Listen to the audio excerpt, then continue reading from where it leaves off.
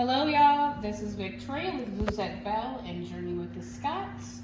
I am going to be showing you guys how to make bath bombs today. So what you're gonna need a good scale. Please don't measure with measuring cups and spoons. It doesn't give you the correct weight. You could need 8 ounces of something, and a cup is technically supposed to be 8 ounces, I believe, but sometimes it only is 6. It just depends. You need to measure in weight, not volume. So, get a good scale. I like mine to have the hundredths of a gram. That way I can measure even more precise.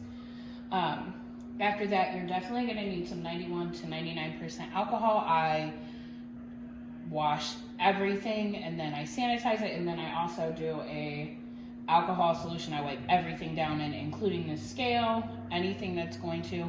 I also put the alcohol in my gloves.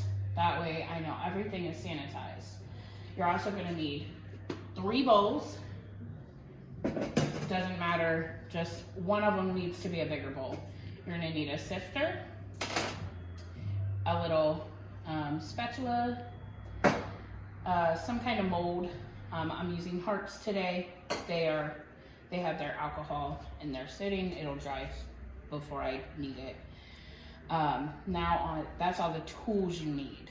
Next, you're gonna need SLSA. You don't technically have to have SLSA, but I love it. It's not SLS. It is sodium lauryl sulfate acetate. It's a much gentler surfactant. I use this so that my bath bombs can have a little bit of foam. I also use cream of tartar, citric acid, baking soda, kaolin clay, any kind of carrier oil. I use grapeseed. Sometimes I use others. It just depends on the day. But today we're going to use grapeseed. Polysorbate 80. You need Polysorbate 80.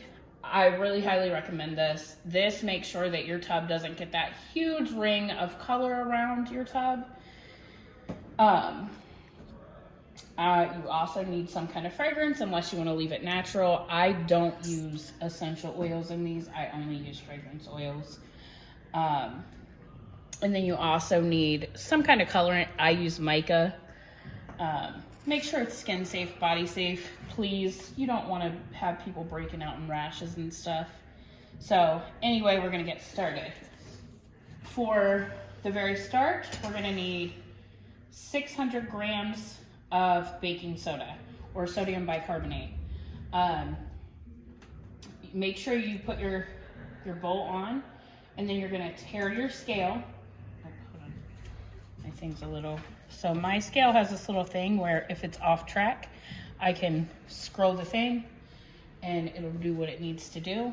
Now you're going to take your thing. Remember, I have doused all of this in 91% alcohol for it to be sanitary. Like I said, we're going to do, once you put that sifter on, you definitely need to make sure that you re-tare your scale. And now we're going to put in 600 grams of baking soda.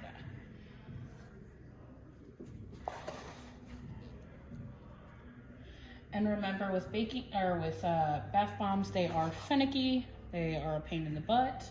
So my recipe might not work for your environment. But it's a good place to start. You can always add more liquid, take liquid out, blah, blah, blah. And I try to be as precise as possible. We're at 6:01, so let's take just a tiny bit out. There we go. That'll work. Now, we're going to want to, because this sifter isn't that big, we're going to want to sift it out. You just tap on it. When it goes down a little farther, yes, the baking soda does dust up. You can wear a mask at this point. Please make sure you're wearing gloves, hairnet. You can also wear an apron, but you don't have to.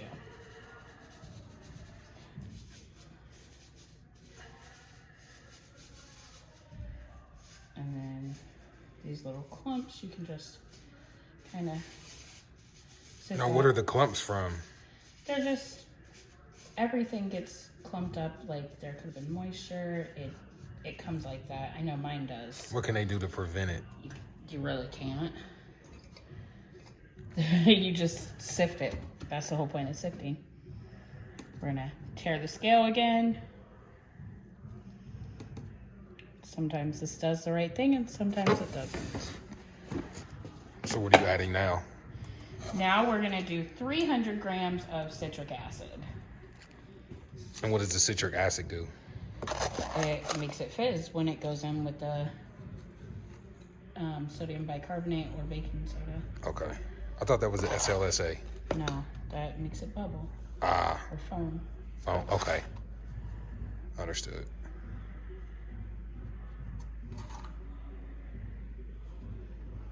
Okay. Citric acid is in there. Oh! Well, guys, I fucked up. You should always put, well, if you're using water or something, you don't have to do this, but usually I do my citric acid last after everything I put in, but I wasn't paying attention today. I'm trying to do this video, but usually I put it in a separate, I weigh it out and put it in a separate bowl, and then after all the liquids and stuff are mixed in, then I add the citric acid. But because I have no water in this at all, it'll be fine. If you are using water, I suggest you don't, I suggest you put your citric acid in last. And technically I wouldn't personally use water because when you add water to products and you don't use a preservative, then you run the risk of getting mold and things like that. So is that for any water, even distilled or yes, like drinking water? Any water. Okay. You should not put water in products unless you plan on putting a preservative in. Now we're gonna put 100 grams of cream of tartar.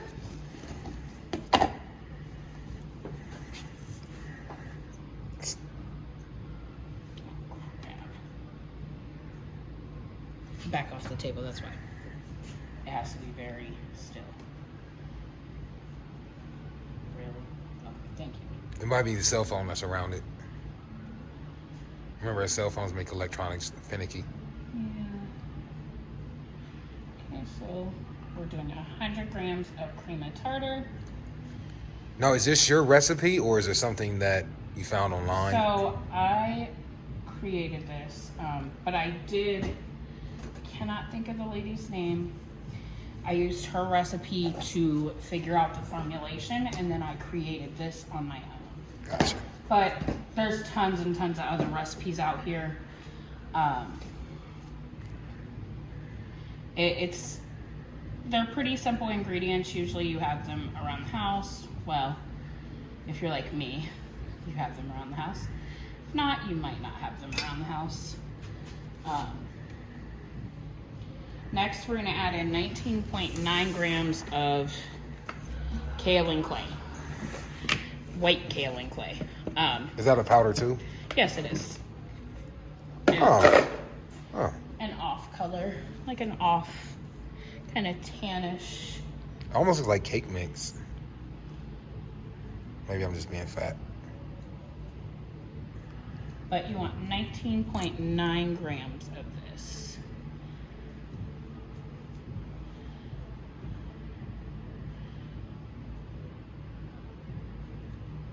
Why 19.9? Why so specific? Because I use a percent Okay. to formulate. You should always do your formulations in percents. If you go over a little bit, it's not too big of a deal, but try not to go over a bunch. If it's just like a 10th or 20th, you'll be good, but I run everything through the sifter except for this next product, and it's because it goes airborne. You should definitely wear a mask. Is that the SLSA? Yes. All right, let me cover my nose. but it is it called for, but no big deal. It's just the foam portion. Now that we got all of our powders in, we're going to start on our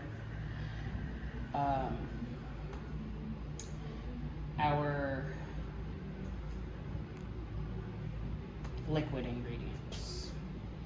So you want 5 grams of polysorbate 80,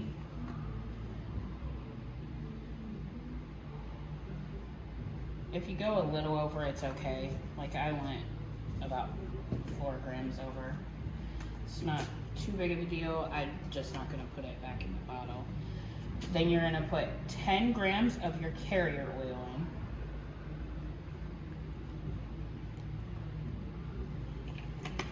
These I always end up going over a little bit. No big deal. Just don't go over a lot.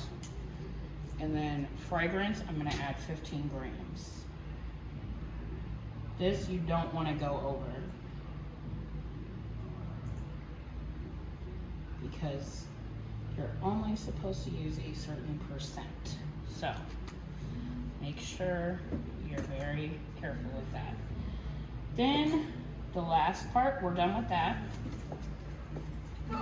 I'll wipe it off when I'm fully done. But then the last part is adding our colorant. Some people add it to their dry ingredients. I add it to my wet ingredients because I think the mica does a lot better that way. And you don't need a lot. But with the mica, I like it going in this. If you're doing more than one color, you can't do that. So you have to wait until it's all mixed up. And then once it's all mixed up, you will add your colorants after you separate. That's very important if you're doing more than one color. You have to wait until all of your ingredients are mixed up, your wet and your dry, and then you separate it, and then you add your mica. It's a little bit more of a pain in the butt, so I would prefer to do 2 batches just because, like I said, it's a pain in the butt. And that's just my preference, but like I said, you can do it. Just split your batch up, split in half, split in quarters, whatever you want to do, and then add your mica last. They do have bath bomb colorants, lakes, dyes, things like that. I don't know much about those. I know more about the mica, so I haven't gotten into those as of yet. But just mixing this together. Once it's good and mixed, we're good to go. Then we're going to mix our carrier oil, our polysorbate 80, our fragrance, which smells delicious. We're using chocolate covered strawberry now because of Valentine's Day. And you just want to make sure the mica is good and mixed up. And then we are going to add it in here. I do not use water or anything like that. I think I've stated that before. But just to reiterate, I do not use water in my bath bombs. I think if you use water in your bath bombs, you should definitely use a, what is it called? You should definitely use a preservative. So I don't want to use a preservative in my bath bomb, so I don't use water. Because anytime you add water to a bath bomb or any product, if you don't have a preservative, it will grow mold. I don't know when, I don't know if you'll see it, but it can be some nasty stuff. So, just my protection. Then I dump the liquid in, right into it, and then I will take, so that I don't waste any of this colorant, and I will just see all the stuff, and then I will clear it all out of here. But all the dry products make it where it all comes out and you don't leave any of that fragrance oil or colorant or carrier oil behind. And then you'll start mixing Once it's kind of mixed, you're gonna get all this colorant off of the spatula. And how I finish mixing is like this. I just go through and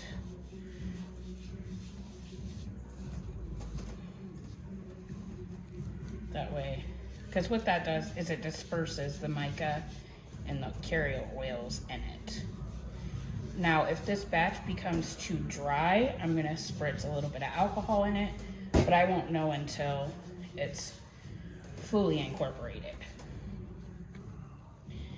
And this is where bath bombs become finicky and a pain in the bum.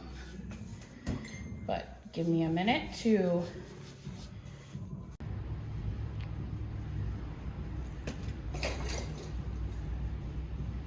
let me get a actual bath bomb mold and show you guys one. Comes time to let them loose. I'm just gonna let them dry for a little bit and then I'll come back.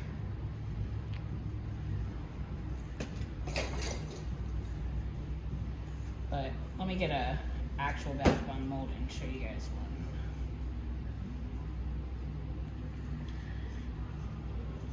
Sometimes stuff don't work out. This is how it works.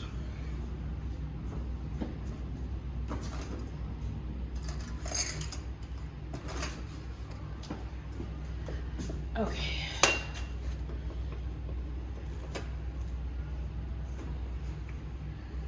You just take your two, throw a little bit of stuff,